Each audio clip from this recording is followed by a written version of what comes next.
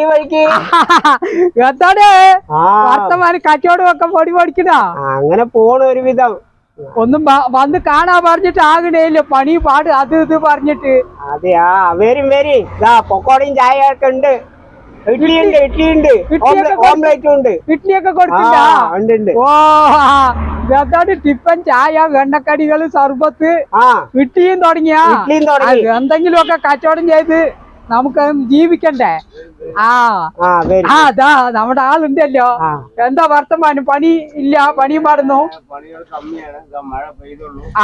മഴ പെയ്തോളൂ ഒന്ന് തണുക്കണു കളമണിയില്ലേ ഭഗവാന് കിട്ടട്ടെ എന്താ ചെയ്യണ് എവിടെ പോയി എന്തിനു പറയണ് രാവിലെ കളിച്ച് വീട്ടിന്റെ ഉള്ളിൽ ഒരേ തമ്മി തല്ലി എന്താ ഒന്ന് പറയണ്ട സ്കൂള് തുറക്കാനായില്ലേ അടുത്ത വീട്ടുകാർ നിങ്ങക്ക് അറിയാലോ മുതലാളിമാരാണ് അപ്പൊ മുതലാളിമാരുടെ കുട്ടികളിനെ ഈ ടൈയും കോട്ടൊക്കെ കെട്ടി അവിടേക്ക് അയച്ചു കൊടുന്നു ആ വലിയ സ്കൂളിലേക്ക് അവര് പണം കെട്ടി പഠിപ്പിക്കുകയല്ലേ അപ്പൊ നമ്മളുടെ മക്കൾ ആർക്ക് വേണ്ടിയാ ജീവിക്കുന്നത് മക്കൾക്ക് വേണ്ടിയല്ലേ അപ്പൊ എന്റെ കുട്ടിനെയും ടൈയും കോട്ടും ചൂട്ടും ഒക്കെ ഉള്ളവിടേക്ക് അയച്ചു പോടണമെന്ന് മരുമകള് വേണം അവൻ പറഞ്ഞു ഇതാ ഇപ്പൊ നമ്മുടെ സർക്കാർ വിദ്യാലയങ്ങളും ഗംഭീര പഠിപ്പാണ് ഹൈടെക് ആയില്ലേ കെട്ടിടങ്ങൾക്ക് വലിയ വലിയ കെട്ടിടം പേന് കൂടി കുട്ടികൾക്ക് പഠിക്കണ അവിടെയുണ്ട് പിന്നെ പുസ്തകം കൊടുക്കുന്നുണ്ട് അതേപോലെ എന്താ പറയാ യൂണിഫോം കൊടുക്കുന്നുണ്ട് അതിന് തുന്നക്കൂലിയും കൂടി കൊടുക്കുന്നുണ്ട് അതേപോലെ നല്ല നല്ല ആഹാരങ്ങൾ കൊടുക്കുന്നുണ്ട് കുട്ടികൾക്ക് നല്ല നല്ല ക്ലാസ്സുകളുണ്ട് എന്താ ഇന്ന് ഇല്ലാത്തത് എല്ലാം നമ്മുടെ പൊതുവിദ്യാലയത്തിലുണ്ട് നീ എന്തിനാണ് പിന്നെ ഈ കാസ് കെട്ടി പഠിപ്പിക്കാൻ നിൽക്കണ് പണേന്ന് പറഞ്ഞ മകൻ ഒരേ ഇത് പോയിട്ട് നാം കൂടിയിട്ടുണ്ട് ടൈ കെട്ടി അയക്കണ അവിടെ എന്റെ മകളിനെ പഠിപ്പിക്കുള്ളൂ എന്റെ മക്കളെ പഠിപ്പിക്കുള്ളൂ എന്ന് ഞാൻ പറഞ്ഞിട്ടുണ്ട് എന്നെ വഷളാക്കണ്ട എന്ന് പറഞ്ഞു ഒരേ അപ്പൊ ഞാൻ അടിയിൽ പോയി എന്താ മക്കൾ എങ്ങനെ തർക്കിക്കണ് പറഞ്ഞ അപ്പ എന്താ അവള് പറയുന്നു കണ്ട കാസ് കെട്ടി പഠിപ്പിക്കണ അവിടെ എന്നെ കുട്ടിനെ കൊണ്ട് ചേർത്തണം എന്നാണ് പറയുന്നത് എന്ന് പറയുന്നത് അപ്പൊ ആ മരുമകള് പറഞ്ഞു അതെ അപ്പൊ വേറൊന്നുമല്ല അടുത്ത വീട്ടുകാരും എങ്ങനെ ജീവിക്കണോ എന്ന് പറഞ്ഞിട്ട് നമ്മ വലിയ ഇതൊന്നും അല്ല പറയുന്നു കുട്ടികൾ തമ്മിൽ വ്യത്യാസം വരാൻ പാടില്ല പാവപ്പെട്ടവനും പണക്കാരന്റെ മക്കൾ ഒരുപോലെ പഠിക്കണം അങ്ങനെയാണെങ്കിൽ ടൈ കെട്ടിയിട്ടും ഷൂസ് ഇട്ടിട്ട് നമ്മുടെ പൊതുവിദ്യാലയങ്ങൾക്ക് അയച്ചുപെടാൻ ഇപ്പൊ നിയമമില്ലല്ലോ അത് കൊണ്ടുവരണ്ടേ അത് കൊണ്ടുവരുമ്പോ ഇവിടെ പഠിപ്പിക്കാം എങ്ങനെ ടൈയും ഷൂസും ഇതൊക്കെ ഇട്ടിട്ട് പോകുകയാണെങ്കിൽ ശരി അപ്പൊ കുട്ടികള് തമ്മിൽ മാറ്റം അറിയില്ല അതെന്നെ പറയുന്നു അവരുടെ മുതലാളിയുടെ മകൻ ഒരു തരം നമ്മുടെ തൊഴിലാളികളുടെ മക്കൾ ഒരു തരം അല്ല ഇപ്പൊ ഇവിടെയല്ലേ യൂണിഫോം ഒരുപോലെ വന്നിട്ടുള്ളത് ഈ ടൈ വന്ന് പിടിച്ചു നിക്കണ വാക്ക് അവിടെ നോക്കി ടൈ ഇല്ലാന്ന് ഏത് പഠിപ്പില്ലാന്നോ അവിടെ ടീച്ചർമാര് പോരാന്നോ വിദ്യാലയം പോരാന്നോ വണ്ടി വാഹനം ഇല്ലാന്നോ ഒന്നുമില്ല വണ്ടി വാഹനം ഒക്കെ വരുന്നല്ലോ മുറ്റത്ത് വരുന്നുണ്ടല്ലോ എല്ലാം റെഡി ആയി കൊടുക്കുന്നുണ്ട് എല്ലാ സ്കൂളിലും വണ്ടിയും വാഹനവും ഒക്കെ നമ്മുടെ പൊതുവിദ്യാലയത്തിലുണ്ട് ആകെ ഇല്ലാത്തത് ടൈ കെട്ടലാണ് ഈ ടൈ കെട്ടലും കൂടി വന്നാ പൊതുവിദ്യാലയം ഏതാണ് സ്വകാര്യ വിദ്യാലയം ഏതാണെന്ന് തിരിച്ചറിയില്ല അപ്പൊ വലിയവന്റെ മക്കളും ചെറിയവന്റെ മക്കളും ഒക്കെ ഒന്നാകും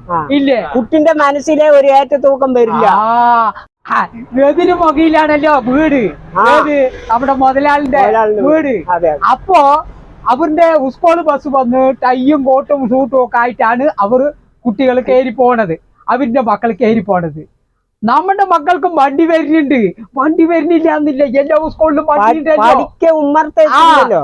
ജീപ്പിനാണെങ്കിൽ ജീപ്പ് ഓട്ടോ ആണെങ്കിൽ അതുണ്ട് സ്കൂൾ ബസ് ഉണ്ട് അതെല്ലാം ഉണ്ട് വാഹന സൗകര്യം ഉണ്ട് എല്ലാം ഉണ്ട് ഈ ടൈ കെട്ടലും ചൂടലും ആ ഒരു ചിട്ടയിൽ പോണത് നമ്മുടെ സ്കൂളുകളിലില്ല അത് കൊണ്ടുവരണം പാവപ്പെട്ടവന്റെയും പണക്കാരന്റെയും മക്കൾ ഒരേപോലെ ഇരിക്കട്ടെ ഇല്ലേ ഇപ്പൊ സ്കൂളിൽ യൂണിഫോം വന്നത് എന്തിനാണ് പണക്കാരൻ ഏതാണ് പാവപ്പെട്ടവനാണ് ഇല്ലാത്തവൻ ഏതാണ് ഉള്ളവൻ ഏതാണെന്നൊന്നും അറിയാൻ പാടില്ല എല്ലാ മക്കളും ഒരുപോലെ ഇരിക്കാനാണല്ലോ അത് കൊണ്ടുവന്നു ചന്തുവായി അത് ചന്തുവായി പക്ഷെ ഇപ്പൊ സ്വകാര്യ വിദ്യാലയങ്ങളിൽ ഇംഗ്ലീഷ് മീഡിയംകാര് ടൈയും കോട്ടും ഒക്കെ കെട്ടിയിട്ട് അയക്കുമ്പോ നമ്മുടെ മക്കളിനെയും അതേപോലെ അയക്കണ്ടേ എന്നാണ് ചോദിക്കുന്നത്.